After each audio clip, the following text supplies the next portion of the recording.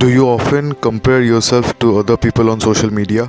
Yeah, sometimes I do compare myself with other people, but it's not necessarily. Do you think it might be good to reduce your screen time? I think so. It might help me a lot.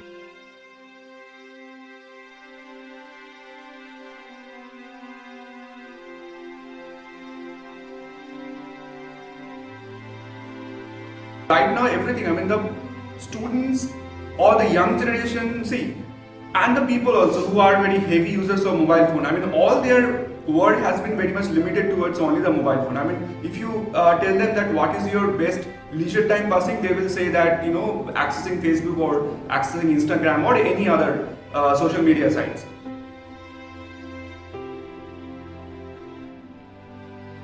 So, what's your opinion on the usage of the new and newly updated technologies becoming a problem for people, specifically for their mental health? Actually, most apps are not a problem for mental health. There's a difference between addiction and, I mean, addiction to the net. The basic difference is that in case of addiction, the stuff you are addicted to is not necessary. I mean, you don't need to smoke cigarette, you don't need to smoke ganja. So that is an addiction. But in case of, say, net, you need mail, you need social media for even work, you need certain things. It is so for the last, say, a lot of time, people had debated whether these things should be called addiction. But the Americans now say that excessive time spent on the web can be called addiction. There's no unanimity on it. But the fact is, this is a problem only when the time spent is excessive. Otherwise, no. It's not a problem. Because, you know, the whole service sector is extremely net-based. So it's not as if you need to go to office nowadays. You can spend your whole time at home and working. But there's a big problem from as far as work to home is concerned. But the problem has got nothing to do with net per se. The problem has got to do with data speed. So when you go to office and work, suppose you go to office and work for 8 hours. The same work when you are doing from home, because of data speed problem, you need 12-13 hours. That's becoming a problem. Another thing is that, you see, this is very technical. Data speed is very slow during daytime. So during the daytime, you can't have a lot of work done. You'll have to do it at night. So someone during daytime, I mean, if you're working from home, you can take rest during the afternoon and start working at 12 o'clock because the data speed increases. A lot of people technically logging onto server has slowed down the data speed. So in places like India, data speed is creating mental stress, not the being on the net per se. If we had excellent data speed, if being at home on the net, doing your work, had been the same as doing your work in the office, because in the work at office, it's much faster. Because the server is faster. But if you have remote access to the server, it becomes slow. So this technical problem is causing a lot of stress because you can't get the equal amount of work done during these COVID times.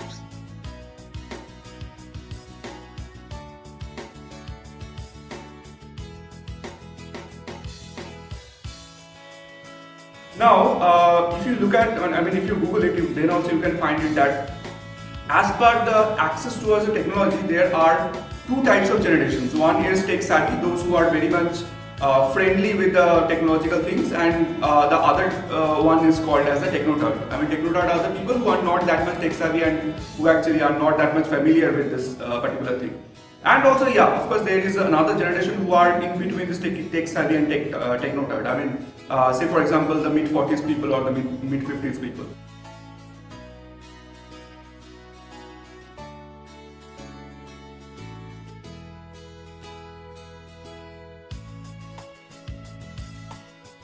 many of us lament that how technology has changed our lives, but is it really bad for us?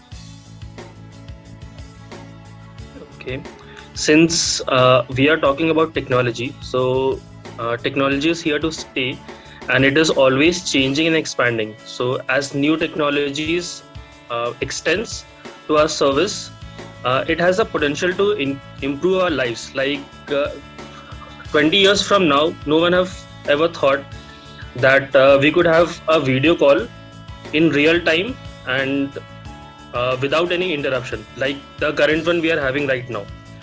So it has obviously helped us a lot, but in some cases, in some scenarios, there is a negative impact on us from the technology. Like if you take example of the year 2020, we have been more dependent on technology, be it any meeting or online classes. So now with this increase or the exposure of us towards technology, we have faced a lot of health issues, like regular use of laptops and mobile phones have increased eye strain, headaches, and also they have harmed our visions. Similarly, for the employees from IT sectors, they have been a bit more productive in this work from home scenario, as work from home has given them a flexibility, but at the same time we get involved in working so much so that we forget to take times off, we forget to take leaves, and which leads to stress.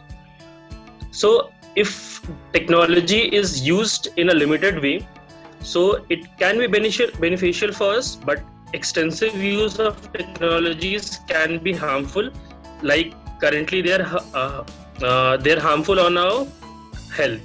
So to counter this, we should take frequent breaks between the meetings just to stretch out. We should get enough sleep so that we are active for the next session, for the next day.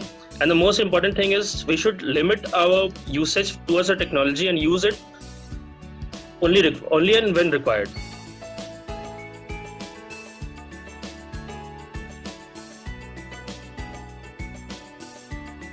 Right now, this young generation is all about, accessing mobile phones. I mean, that is why if you look at the news sites, previously, there is a lack of reading newspaper these days. So right now, all the newspapers, how they're providing news on their portals, on their web portals, is just two-liners, it's just one-liners.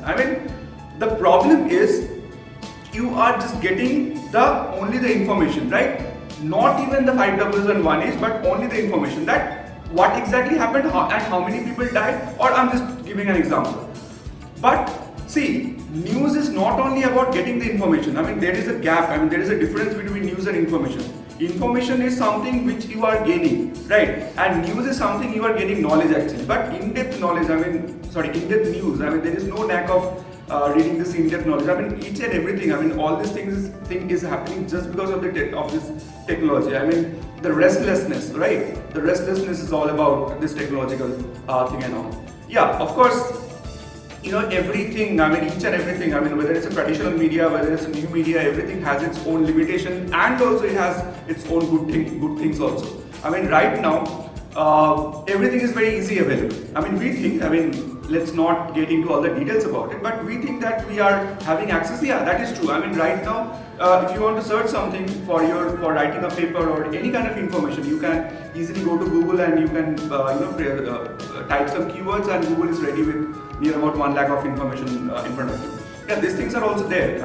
Obviously, right now, teaching learning process has become very easy. Just think about from the perspective of this global pandemic. If this global pandemic would have happened in the 1990s, yeah, of course we could have found some other area how to continue with the study purpose. But right now it has become very easy, just because we are having online classes, we are having access towards n number of this YouTube videos. So teaching learning process right now has become very easy.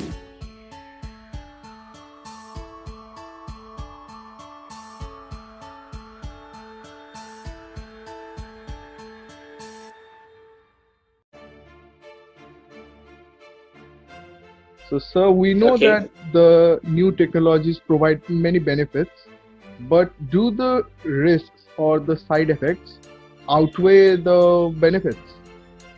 the case of new technology. No. Anything new which comes, there will be benefits, there will be side effects. But in case of technology, except I can think of a few, games where the side effects had been very hard. I mean, it depends on the content of the thing, not the technology per se. So what had happened with TikTok is that the content was bad. So it was causing a lot of problems.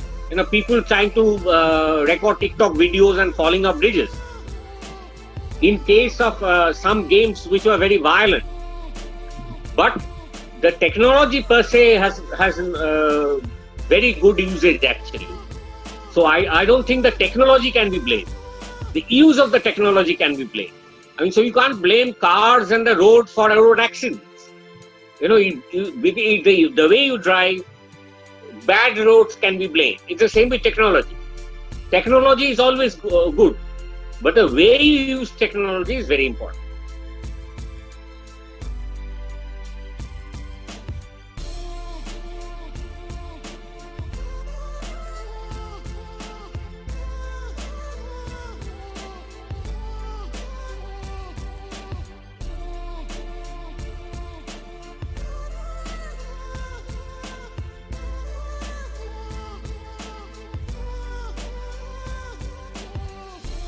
But yeah, that's what I say, that each and every new media has its own limitation and also has its good things also. But I see that in this case, I mean in case of this technology and this new media, I mean the limitations and the good things are basically 50-50. I mean that is what I will describe the balance.